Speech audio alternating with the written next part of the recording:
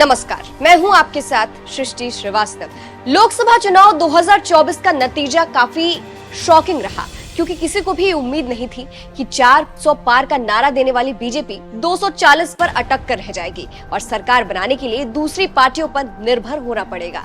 हालांकि ये नतीजा बीजेपी के लिए शॉकिंग नहीं था, क्योंकि बताया ये जा रहा था कि बीजेपी के इंटरनल सर्वे में 200 से 220 के बीच सीट आने की उम्मीद जताई गई थी। खैर, फाइनल नतीजा जो आया उसने बड़े से बड़े राजनीतिक पंडितों को हिलाकर रख दिया। सारे न्यूज चैनल्स के प्रेडिक्शंस और एग्जिट पोल धड़े के धड़े रह गए। खासकर राजस्थान की बात करें तो साल 2019 के लोकसभा चुनाव में बीजेपी ने राजस्थान में क्लीन स्वीप किया था। 25 लोकसभा सीटों में से 24 पर जीत हासिल की थी और एक बीजेपी के सहयोगी दल राष्ट्रीय लोकतांत्रिक पार्टी के खाते में गई थी। लेकिन साल 2024 का नतीजा 2019 से बिल्कुल अलग रहा और बीजेपी को बड़ी संख्या में सीटों का नुकसान हुआ।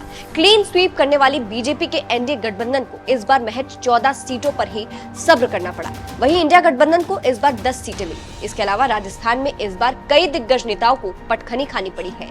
इन दिग्गज नेताओं में अशोक गहलोत के बेटे वैभव गहलोत, ज्योति मिर्धा, महेंद्रजीत मालविया, सुखबीर सिंह जौनपुरिया, प्रहलाद गुंजल, कैलाश चौधरी, प्रताप सिंह खाचरियावास, सुमेधानंद सरस्वती जैसे कई नाम शामिल हैं। ये राजस्थान के उन दिग्गज नेताओं में शामिल हैं जो कई बार सांसदीय और विधायकी का चुनाव जीत चुके हैं। अपने क्षेत्र में इनके जलवे रहे हैं, लेकिन 2024 के लोकसभा में इन्हें हार का सामना करना पड़ा है।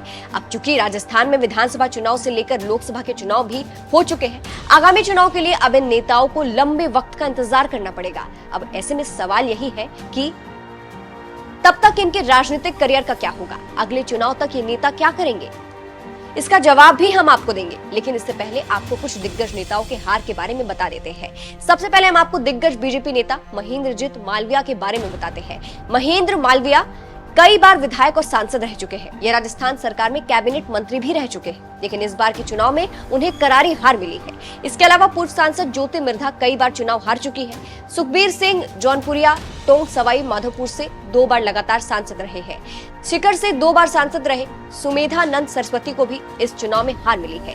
ये तमाम वो दिग्गज नेता है जिन्हें हार मिलने के बाद अब कहा जा रहा है कि इनमें से कईयों को अब संगठन में आस दिख रही है। सुखबीर सिंह को हरियाणा की सीट से विधानसभा में उतारा जा सकता है। कुल मिलाकर हारे हुए इन नेताओं के पास अब संगठन ही एक ऑप्शन बचा है और आगामी चुनाव तक ये खुद को संगठन के काम में व्यस्त कर सकते हैं। वहीं अगर दिग्गज कांग्रेस नेताओं की बात करें तो वैभव गहलोत इस बार जालौर सिरोही से चुनाव हार गए हैं। ये उनकी दूसरी बार हार है।